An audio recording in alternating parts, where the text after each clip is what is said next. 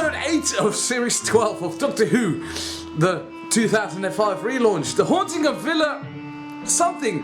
Whoever came up with this title? I mean, come on. I'm foreign. I don't speak all the languages. I speak English a little bit, and that's where it stops. This episode was pretty good, and I feel like I've been saying that about this entire series so far, series 12. Like, it's been pretty good. Nothing mind-blowing, but, you know, pretty good is pretty good, and what should we say? I was expecting a haunted house story, mostly about Mary Shelley, but we got, like, everybody around Mary Shelley and her group of friends. Now, I knew about these people, but I didn't know they were as big as they are.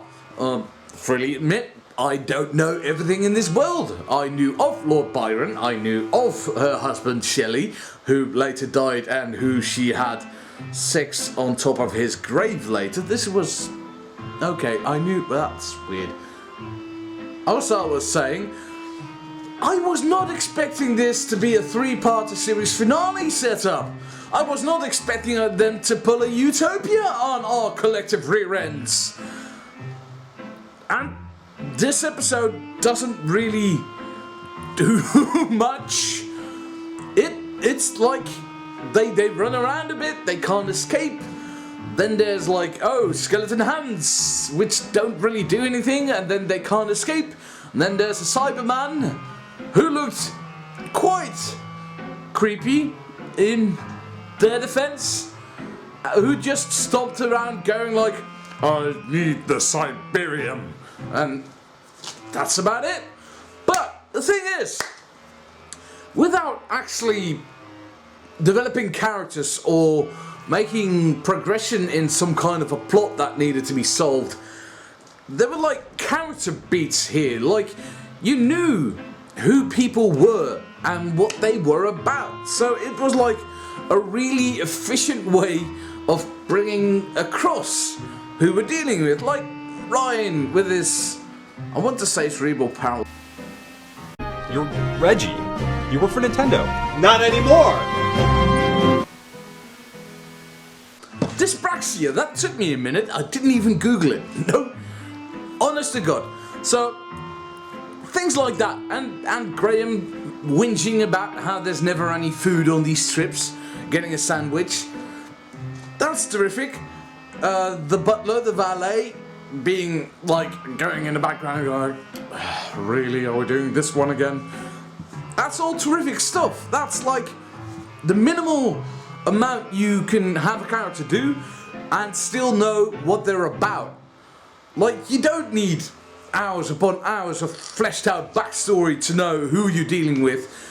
If you get the beats right, and everything in this episode, it just worked. It's not a perfect episode by any means. Like, I'm not saying it's a timeless classic, but it's very functional, and I quite like the craft behind that. I don't know what it is. Is it because it's a setup for the 2-part finale? Maybe. But I can really not find an actual fault in this episode that bothered me. So, what are we supposed to be talking about? Well, for starters, the next episode is called The Ascension of the Cybermen, so it's got to be like, they showed us a setting in the past and a setting in the future. It's gonna be about the future because the Cybermen came from the future, but we're not gonna... And then the series finale is called The Timeless Children. I thought it was a timeless child. What's going on? Anyway, The Haunting of Villa Dan Didio was pretty good, and I quite liked the poetry at the end by Lord Byron. She is the universe. It's like, it didn't really connect to what was going on, but how can you not want to use the line, she's the universe, when talking about the Doctor?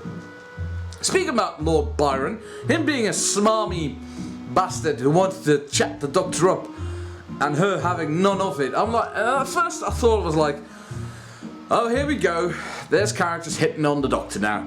Then I remembered, like, but the Doctor's always had characters hitting on them.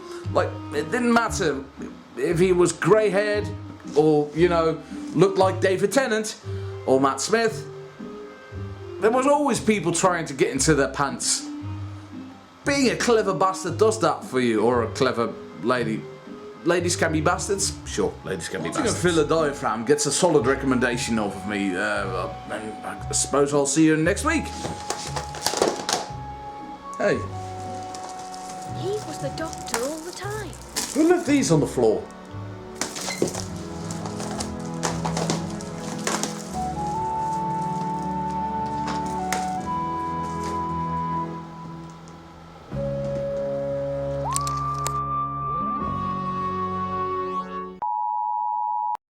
Dyspraxia. Ryan, Doctor Who dyspraxia.